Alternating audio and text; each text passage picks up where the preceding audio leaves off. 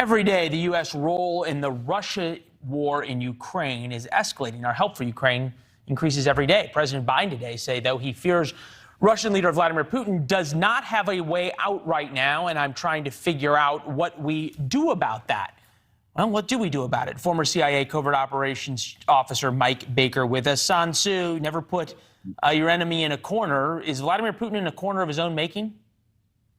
Well, yes, but I would also argue that it's kind of been the way that the West has dealt with this as well. We let our emotions, I think, get out ahead of us for some time now.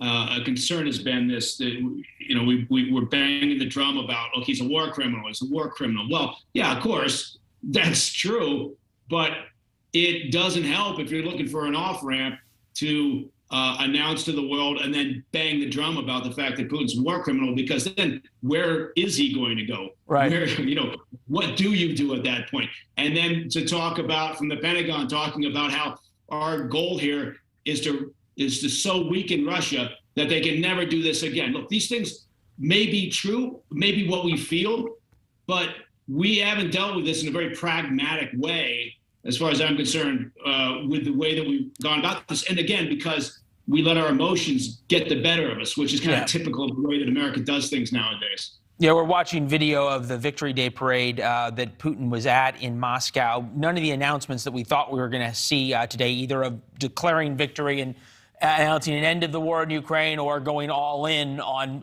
more troops in Ukraine, happened today. You point out, don't say the quiet part out loud.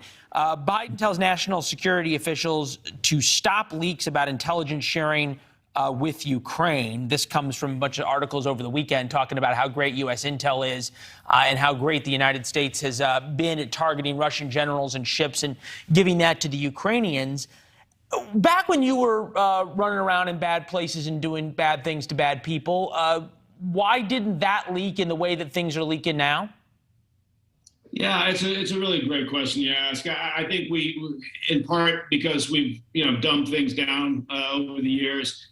People seem unable, in positions of real responsibility, to keep their yap shut over anything nowadays.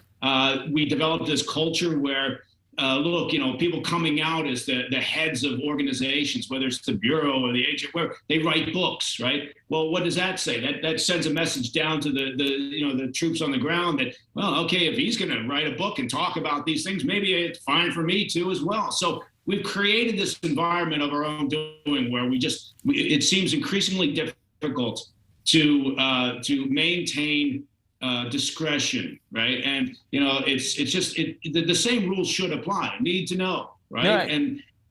But it doesn't seem to be that case. And so I can understand President Biden's frustration. It's the same frustration that several presidents before him, frankly, have dealt with. And whether it's Capitol Hill, whether it's the military, whether it's the intel community, leaks have apparently become this thing that you can do without any real consequences. And that's a great point, because as you think about these situations, especially the leaks about U.S. intel sharing, that's the kind of thing that really can turn a proxy war into a real war all of a sudden. It's the kind of thing that can give the Russians reasons to hit U.S. assets that are moving around inside Ukraine, and then all of a sudden you might have a ball game.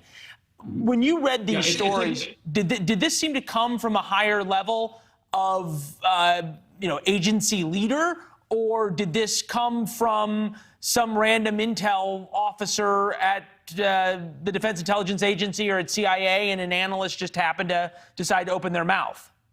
Yeah, it could have been one or all of the above, frankly, which is unfortunate. But so how do you stop it going forward? It would be pure speculation on my part to say it was some senior official at the Pentagon or another government agency that did this, or it was some mid-level manager. Right. Fair. No, the point being is that there are so few consequences for leaking information nowadays that it has created this environment. And look, as you pointed out, right? Don't say it out loud, right? Yeah, exactly. The Russian military knew well before anybody opened their pie hole and talked about this. The Russian military knew that we were providing actionable intelligence to the Ukrainian military. So logically, their assumption was, and they knew, that the Ukrainian military was choosing to use that for targeting purposes. But we don't have to talk about it. We don't have to confirm it in some self-righteous effort to pat ourselves on the back and make us look good. No, it's a great point. But then comes the issue of how do you stop it? You have President Biden saying that the leaks must stop. Well, they shouldn't have happened in the first place. How do you stop this? Well, there have to be consequences. Unfortunately, I don't see the Biden administration, being the administration after several that's going to crack down on leaks and really, make an example of this. Look, typically when you're talking about a leak, frankly, when you're talking about any investigation in Washington, D.C., is where investigations go to die, right?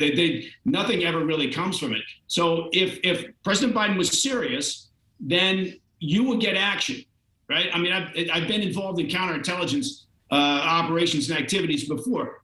It's a heavy lift, but you can do it if you're motivated. You look at the information that was leaked, you draw up a table of all the people who had access to that information, and oftentimes it's not that many.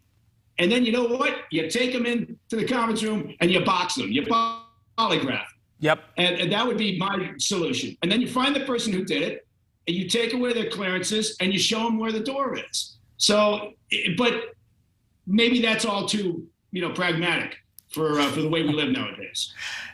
There's not much that happens in Washington that is pragmatic, Mike. That's one of the reasons both you and I left. It's good to see you, my friend. Thank you. It's good to see you. Yeah. Take care, man. All right. And exactly. Thanks for watching. Click the red subscribe button below so you can get more of NewsNation's fact-driven, unbiased coverage.